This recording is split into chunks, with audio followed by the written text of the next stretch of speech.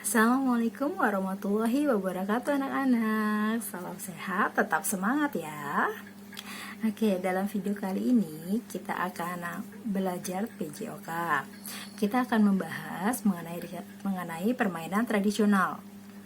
Nah, di Indonesia ini banyak banget permainan tradisional. Setiap daerah mempunyai keunikan tersendiri tentang permainan tradisional tersebut.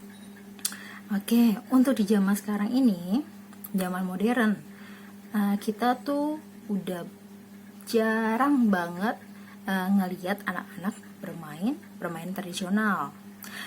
Anak-anak lebih memilih bermain menggunakan gadget mereka atau dengan handphone mereka. Nah, ya kan? Apa kalian salah satu di antara yang suka bermain permainan tradisional atau bermain dengan handphone? Kenapa sih kita tuh lebih memilih bermain dengan handphone? Padahal ya, permainan tradisional itu lebih menyehatkan. Kenapa lebih menyehatkan? Karena dalam permainan tradisional kita lebih banyak bergerak, banyak aktif dalam melakukan permainan tersebut. Dan kita kan juga otomatis akan mengeluarkan banyak keringat. Nah, maka dari itu permainan tradisional bisa membuat kita jadi lebih sehat. Oke, kita lanjut lagi.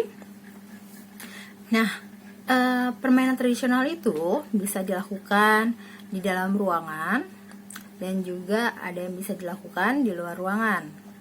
Contoh permainan tradisional yang bisa dilakukan di dalam ruangan atau di dalam rumah biasanya. Itu permainan congklak. Di sini ada yang tahu, ada yang pernah bermain permainan congklak? Pasti sudah pernah ya. Tanya sama ayah bunda juga, dulu pernah tidak bermain permainan congklak? Nah, terus apa lagi? Ada lagi yang bisa dilakukan di dalam rumah untuk permainan tradisionalnya? Yaitu bermain bola bekel. Nah, bola bekel juga bisa tuh dimainkan di dalam ruangan. Biasanya kalau anak-anak mainkannya di teras depan rumah sama teman-temannya, bareng sama teman-teman. Nah, permainan tradisional yang kita lakukan, yang pernah kalian lakukan di luar ruangan, apa aja? Seperti kayak di lapangan ya tepatnya. Itu kayak seperti contohnya elang dan anak ayam. Ada yang tahu? Itu ada contohnya, ada gambarnya di dan cara mainnya di buku paket halaman 36. Oke, terusnya ada lagi ular naga. Lalu ada lagi tikus dan kucing dan tikus. Terusnya ada lagi lompat tali. Nah, anak perempuan suka nih main lompat tali. Lompat tali di sini talinya menggunakan karet karena lebih elastis untuk agar bisa loncat, ya. Lalu juga ada engklek, ada yang tahu engklek atau bisa disebut juga tapak gunung. Nah, tapak gunung. Lalu ada juga gobak sodor. Gobak sodor atau bisa dibilang galaksin. Nah, jadi kita tuh harus jagain lawan kita nggak boleh sampai melewati ke belakang kita untuk gobak sodor. Lalu yang paling lebih menyenangkan apa? Petak umpet. Nah, satu orang yang jaga, teman-temannya semuanya pada bersembunyi di suatu tempat. Nanti teman yang jaganya itu harus mencari teman-teman yang lain yang bersembunyi. Oke. Nah, kebanyakan permainan tradisional dilakukannya di mana? Di luar ruangan.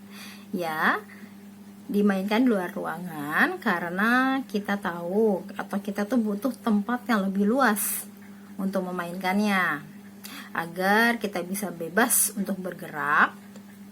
Karena juga permainan tradisional ada beberapa yang banyak anggotanya.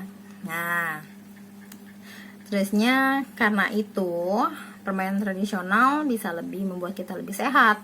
Dan nilai yang paling pentingnya apa yo untuk permainan tradisional? Kita punya banyak teman. Nah, banyak teman karena kita bermain di luar. Kalau main handphone doang kan di mana? Hanya di dalam saja. Ya enggak? Setuju ya untuk itu? Nah, sekarang ibu minta kalian tuliskan pada buku PS kalian nama-nama permainan tradisional yang sudah tadi ibu sebutkan ya. Contohnya permainan tradisional yang bisa dilakukan di dalam ruangan, dan ada permainan tradisional yang dilakukan di luar ruangan atau di lapangan. Oke, atau kalian masih ada lagi yang kalian ketahui permainan tradisional, kalian bisa tambahkan di buku PS kalian. Oke. Nah, baik, cukup untuk sampai di sini videonya dan penjelasan ibu mengenai permainan tradisional. Nah, kurang lebihnya ibu minta maaf dan terima kasih. Wassalamualaikum warahmatullahi wabarakatuh.